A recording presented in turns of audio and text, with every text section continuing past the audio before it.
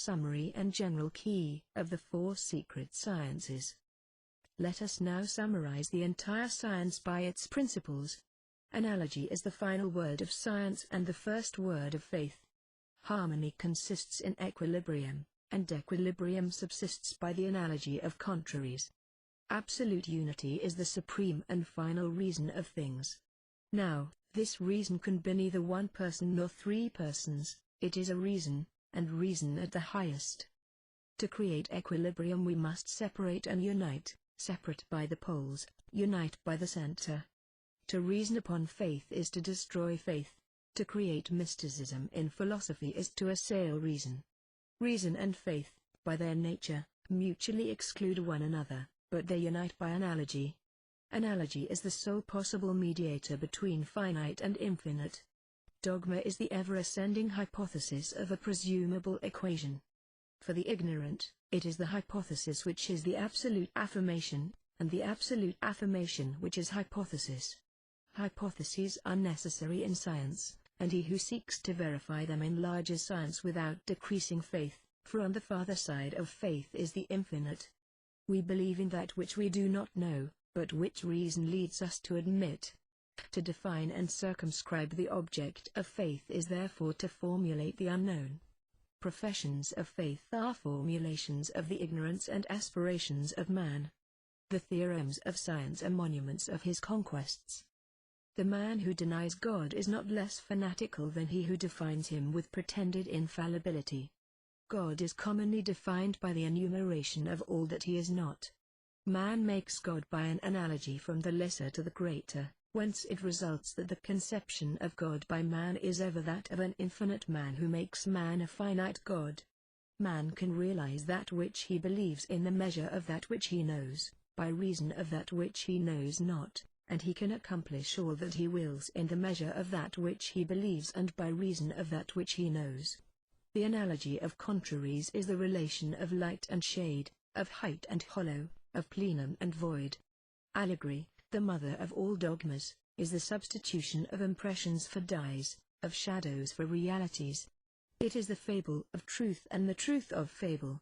One does not invent a dogma, one veils a truth, and a shade for weak eyes is produced. The initiator is not an impostor, he is a revealer, that is, following the meaning of the Latin word revelare, a man who veils afresh. He is the creator of a new shadow. Analogy is the key of all secrets of nature and the sole fundamental reason of all revelations. That is why religions seem to be written in the heavens and in all nature, which is just as it should be, for the work of God is the book of God, the expression of whose thought should be seen in that which he writes, and so also of his being, since we conceive him only as supreme thought. Dupuy and Volney saw only a plagiarism in this splendid correspondence, which should have led them to acknowledge the Catholicity, that is, the universality of the primeval, magical, cabalistic and immutable doctrine of revelation by analogy. Analogy yields all forces of nature to the magus. Analogy is the quintessence of the philosophical stone, the secret of perpetual motion, the quadrature of the circle, the temple resting on the 2 pillars Jachin and Boaz, the key of the great arcanum, the root of the tree of life, the science of good and evil. To find the exact scale of correspondences in things appreciable by science is to fix the basis of faith and thus become possessed of the rod of miracles. Now, there exists a principle and a rigorous formula, which is the great arcanum. Let the wise man seek it not, since he has already found it, let the profane seek forever. They will never find. Metallic transmutation takes place spiritually and materially by the positive key of analogies. Occult medicine is simply the exercise of the will applied to the very source of life, to that astral life the existence of which is a fact, which has a movement conform to calculations having the great magical arcanum for their ascending and scale. This universal arcanum, the final and eternal secret of transcendent initiation, is represented in the tarot by a naked girl, that touches the earth only by 1 foot, has a magnetic rod in each hand, and seems to be running in a crown held up by an angel, an eagle, a bull and a lion. Fundamentally, The figure is analogous to the cherub of Jekes-Keel, of which a representation is given, and to the Indian symbol of Adonai, which again is analogous to the Adonai of Jekes-Keel, who is vulgarly called Ezekiel. The comprehension of this figure is the key of all occult sciences. Readers of my book must already understand it philosophically if they are at all familiar with the symbolism of the Kabbalah. It remains for us now to realize what is the second and more important operation of the great work. It is something undoubtedly to find the philosophical stone, but how is it to be ground into the powder of projection? What are the uses of the magical wand? What is the real power of the divine names in the Kabbalah?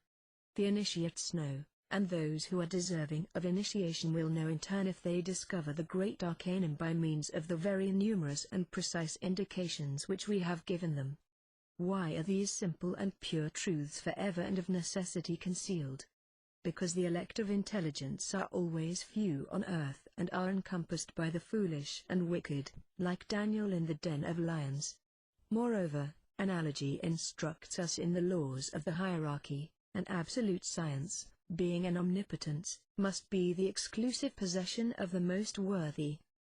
The confusion of the hierarchy is the actual destruction of societies, for then the blind become leaders of the blind, according to the word of the Master. Give back initiation to priests and kings, and order will come forth anew. So, in my appeal to the most worthy, and in exposing myself to all the dangers and anathemas which threaten revealers, I believe myself to have done a great and useful thing, directing the breath of God living in humanity upon the social chaos, and creating priests and kings for the world to come. A thing is not just because God wills it, but God wills it because it is just, said the angel of the schools.